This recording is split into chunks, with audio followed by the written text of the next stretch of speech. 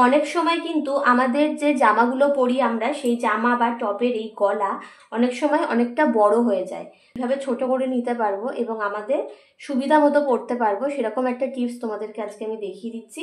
তোমরা বাড়িতেই করে নিতে পারবে নিজেরাই, কোনো টেলার্সে দেওয়ার কিন্তু কোনো দরকার পড়বে না।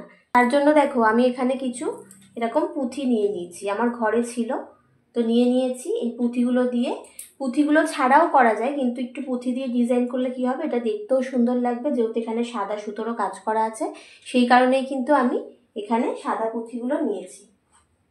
ঠিক এখান থেকে এতটুকুর মধ্যে আমি করব। তো এখান থেকে আমি ভিতর দিক থেকে সুচটা এইভাবে ঢুকিয়ে নিলাম, নিয়ে একটা করে পুঁথি এইভাবে এখানে দিয়ে দিচ্ছি। দেখো এখানে দিয়ে দিলাম। দেওয়ার পরে ঠিক আবার এইখান থেকে আবার একটা 4 এইভাবে তুলে নেব। যেভাবে আমরা রান সেলাই করি ঠিক সেরকমই একটা পুঁথি বসিয়ে নেব। দেখো ঠিক এতটা করে গ্যাপ থাকবে দেখতে। আবার আমি এখান থেকে কিছুটা দূরে আবার একটু 4 তুলে নিচ্ছি এইভাবে। দেখো এই দেখো, আশা করি বোঝাতে পারছি। ঠিক এরকম করে করে পুঁথি আমি প্রথমে লাগিয়ে নেব। তো দেখো পুঁথিগুলো আমার বসানো হয়ে গেছে। এবার ঠিক এইখানের যে সুতোটা সেটা ধরে এইভাবে টান দিলে দেখো সুন্দর একটা ডিজাইন হয়ে গেল। আর এখানে আমি শেষ প্রান্তটা ভালো করে এখান থেকে সেলাই দিয়ে নেব। আমার ঠিক এইটুকু অংশই কিন্তু গলাটা খুব বড় হতো, পরতে অসুবিধা হতো। দেখো কি সুন্দর ডিজাইন হয়ে গেল, কেউ কিছু বুঝতেও পারবে না।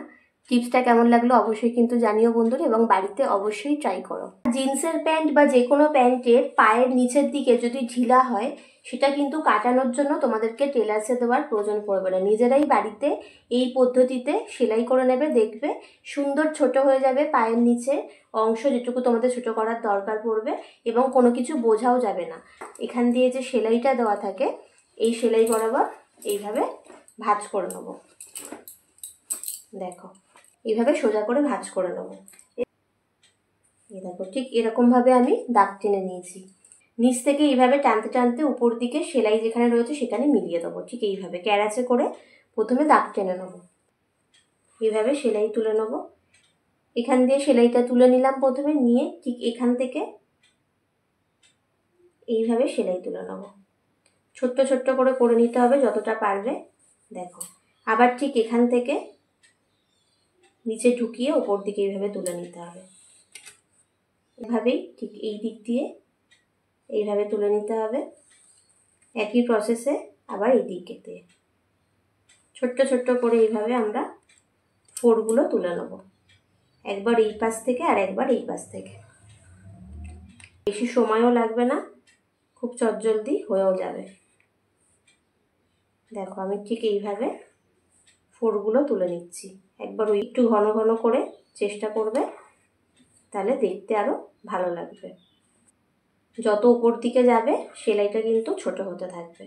করে নিয়েছি। এবার সুচটা ধরে উপর দিকে এইভাবে টান দিলে, হালকা হাতে একটু টান দেবে। এই দেখো কত সুন্দর এটা জোড়া লেগে যাচ্ছে। তো দেখো দেখো এইটুকু অংশ কি সুন্দর জোড়া লেগে গেল। আবার আমি সেম প্রসেসে এখান থেকে এইভাবে সেলাই দিয়ে নিচ্ছি। এবারে দেখো বাদ বাকিটাও তোমাদেরকে টেনে নিয়ে দেখাচ্ছি। তো এই দেখো কত সুন্দর এটা হয়ে গেল। আর আমি ওর দিকে ঢুকিয়ে এখানে আমি একটা গাঁট দিয়ে এরমভাবে সেলাই দিয়ে নেবো। এই লাইনটার সাথে কিন্তু এই লাইনটা মিলে গেছে। দেখো কেউ বুঝতে পারবে যে তোমরা এটা বাড়িতে সেলাই করে নিয়েছো, টেলারে দিয়ে টাকা খরচ করবার কোনো দরকার পড়বে না। ছোটো ছোটো কাজ তোমরা নিজেরাই বাড়িতে করে নিতে পারবে।